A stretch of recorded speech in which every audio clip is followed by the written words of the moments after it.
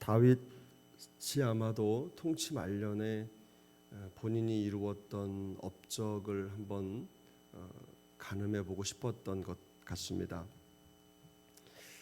다윗이 인구 조사를 한 때가 되게 학자들은 다윗이 죽기 한 10년 전후로 보고 있습니다. 그러니까 아마도 이런저런 상황에서 본인이 이루었던 군사력이라든지 번영이라든지 국가의 어떤 내용들을 자세히 살펴보고 싶었을 것입니다. 그런데 우리가 이미 이전 본문에서 알고 있었던 대로 다윗이 인구조사를 한 궁극적인 목적은 그저 백성들의 상황을 살피고자 함이 아니라 자신이 가지고 있는 권력과 또 업적, 군사력 이런 것들이 얼마나 되는지를 분명하게 파악하려고 했던 의도가 담겨 있었습니다. 하지만 본문 우리가 오늘 읽은 10절을 보면 다윗은 마음에 자책합니다. 이 자책이라고 하는 것은 자신이 한 행동에 대해서 뉘우치는 것이죠. 돌아보는 것입니다. 하나님 앞에서 자기의 모습을 돌아보고 지극히 잘못된 것임을 인정하는 과정이 이 자책이라고 하는 과정인데요. 죄를 자각했다는 것이죠. 잠시나마라도 하나님의 은혜를 망각하고 자신의 군사적인 힘과 업적을 의지하려고 했던 그 교만과 불신앙을 깨달은 것입니다. 하나님께서 이 깨달은 다윗에게 갓 선지자를 보내서 세 가지 조건을 제시하시죠. 7년이냐 아니면 3개월이냐 아니면 3일이냐. 이 셋 중에서 다윗은 그래도 하나님의 손에 직접 혼나는 게 낫다 이런 판단을 내리고 3일을 선택합니다. 근데 이 3일이라고 하는 것이 다윗 입장에서는 빨리 자신의 죄에 대한 대가를 치르고 회복하고 싶었을 것입니다. 그래서 7년보다는 혹은 3개월보다는 3일이라는 짧은 시간을 선택했겠지만 그 결과는 결코 짧거나 적지 않았습니다. 우리가 본문에서 읽은 대로 7만 명이나 되는 백성들이 목숨을 잃었기 때문입니다. 하나님의 뉘우침으로 재앙은 멈췄지만 상처는 매우 깊었습니다. 이 뉘우침이라고 하는 것은 하나님이 뭘 잘못해서 죄를 뉘우쳤다 이런 뜻이 아니라 진노에서 긍휼로 그 마음의 변화를 나타내는 것입니다. 하나님의 공의가 하나님은 변함이 없으시고 항상 같으신 분 아닙니까? 그런데 하나님은 당신이 가지고 있는 절대적인 원칙이 있지만 사람이 하나님 앞에서 어떻게 반응하느냐에 따라서 그것을 유예하기도 하시고 또 진노를 긍휼로 바꿔서 보여주시기도 하시면서 우리를 다스려 가시는 것이죠. 그래서 하나님이 그렇게 참으시고 다윗의 회개를 마음에 두셨다는 의미가 바로 이 뉘우치시다라고 하는 단어 속에 담겨 있는 겁니다. 근데 다윗은 두려운 일을 행하신 하나님 앞에 엎드렸고 그리고 용서를 구합니다. 그리고 긍휼과 자비하심을 구하죠.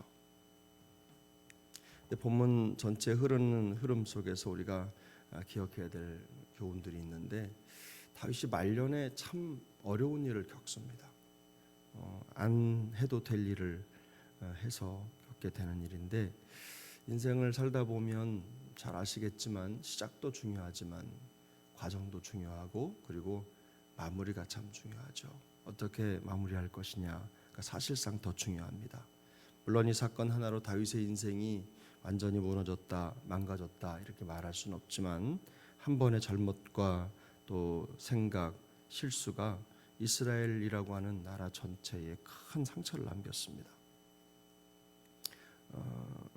그건 역사가 보여주는 내용이니까 아무도 부인할 수가 없겠죠. 이 사건을 통해서 하나님은 치리자의 책임에 관한 문제를 명확하게 보여주고 있는 것이죠. 통치자로서 그 자리가 얼마나 무겁고 엄중한 것인지를 깨닫게 하는 것입니다. 교회도 마찬가지입니다. 교회의 목사, 장로 그리고 교회의 모든 중직자 또 리더들은 그런 자리의 엄중함을 늘 항상 마음속에 두고 있어야 된다는 것입니다. 내 개인의 일이 내 개인의 일이 아니라 교회 전체 일이기도 하고 내 말이 또 교회 전체에 영향을 미치기 때문일 것입니다. 하지만 다윗의 실수에 대한 하나님의 징계 이유를 조금 더 깊이 생각해 보면 거기에 또 다른 여러 가지 일들이 깨달음들이 있는데요. 이런 부분도 좀 살펴봤으면 좋겠습니다. 지극히 개인적인 상황으로 다윗의 상황을 가져와 보면 이런 거죠. 다윗의 죄는 잠깐의 실수가 아니라 오랫동안 깊어진 죄의 결과라는 것입니다. 이전에 우리가 8절에서 읽었었죠. 어제 읽었었던 본문에 다윗은 자기의 군대 장관 요압에게 인구 조사를 명령을 했습니다. 근데 그 앞에 3절에 보면 감히 요압이 다윗에게 하나님의 마음을 알려줘요. 근데 다윗이 그것을 무시하고 그래 왕의 권위로 인구 조사를 실시하도록 그렇게 명령을 내립니다. 다윗이 명령을 내려서 요압이 인구 조사를 한 기간이 9개월 20일입니다. 9개월 20일 동안 요압이 이스라엘 전역을 돌면서 인구 조사를 하는데 인구 조사를 그 9개월 20일 동안이라고 하는 긴 시간 동안 인구 조사를 하는 동안 그 다윗의 마음이 요동하지 않았어요. 계속해서 다윗의 죄가 깊어져 간 겁니다. 그 중간에 뭔가를 깨달았다면 요압을 멈출 수도 있었을 텐데 멈추지 않고 끝까지 갑니다. 돌아설 기회가 있었지만 다윗은 멈추지 않은 거죠. 그 사람이 욕망이나 어떤 목표에 사로잡히면 그렇게 되는 일이 많습니다. 중간에 잘못된 걸 알면 돌아서면 되는데 그렇게 돌아서면 내 체면이 뭐가 되냐 이런 마음을 가지고 끝까지 가는 거죠. 그렇게 하면서 죄가 깊어지면서 결국은 이런 결과를 얻게 되는 거죠. 다윗은 그 숫자를 손에 넣고서 나서야 그때 비로소 깨닫습니다. 그게 얼마나 하나님 앞에서 초라한 모습인지를 깨닫게 되는 거죠.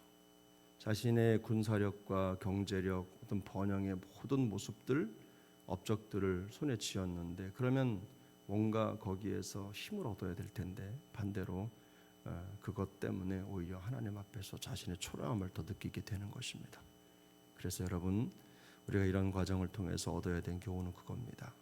우리의 죄가 스스로 깊어져 가지 않도록 항상 우리 자신을 경계해 가야 된다는 것입니다.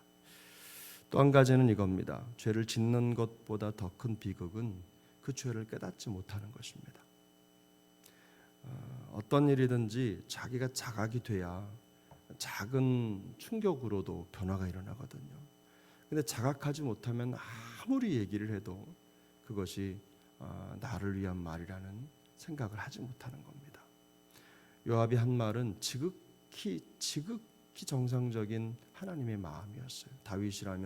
평소에 다윗이라면 충분히 이해할 수도 있었고 알 수 있는 내용입니다. 근데 듣지 않아요. 깨닫지 못합니다.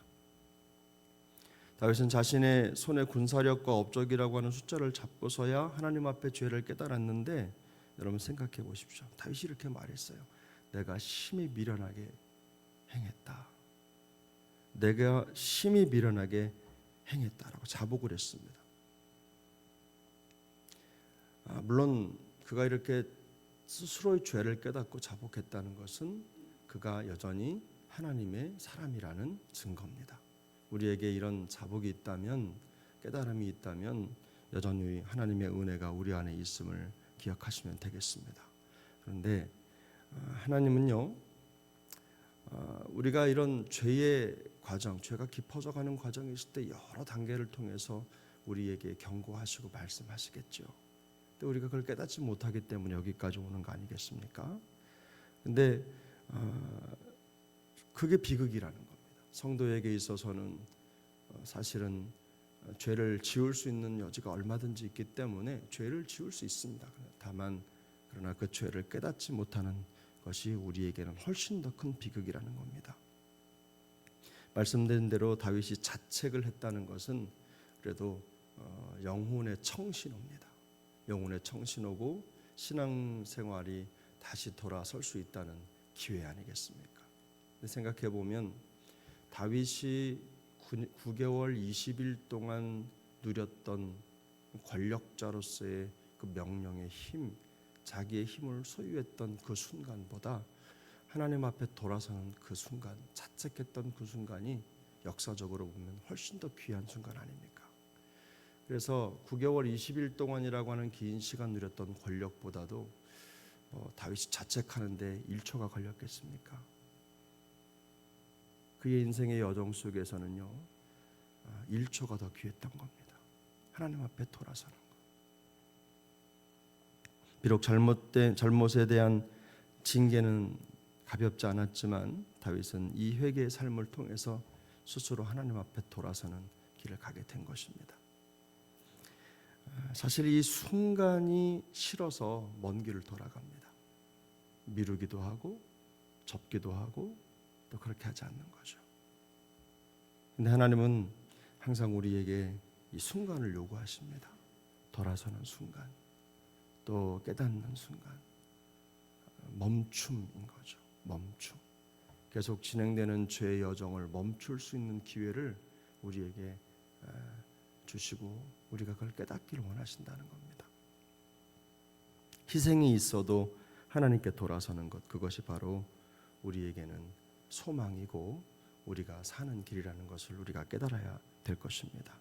우리가 믿는 자로서 이런 결단의 순간들을 놓치는 일이 없기를 바랍니다. 죄가 더 깊어지기 전에 멈추는 것, 우리가 하나님 앞에 돌아서는 것, 바로 그것이 우리가 하나님 앞에 가져야 할 신앙의 태도인 줄 믿습니다. 오랫동안 해왔던 일이기 때문에 어쩔 수 없다라는 생각은 다윗이 9개월 20일 동안 지켰던 마음과 똑같은 것입니다. 오랫동안 해왔기 때문에 어쩔 수 없다라고 하는 생각을 갖는 순간 우리는 더 큰 결과를 초래하게 될 것입니다. 그러므로 오랫동안 해왔던 일이라도 생각이라도 하나님의 뜻이 아니라면 언제든지 내려놓을 수 있는 믿음의 결단이 우리 안에 있기를 바랍니다. 오늘도 하나님 앞에 돌아서서 아름다운 믿음의 여정을 이어가는 우리 모두가 될 수 있기를 예수님의 이름으로 축복합니다.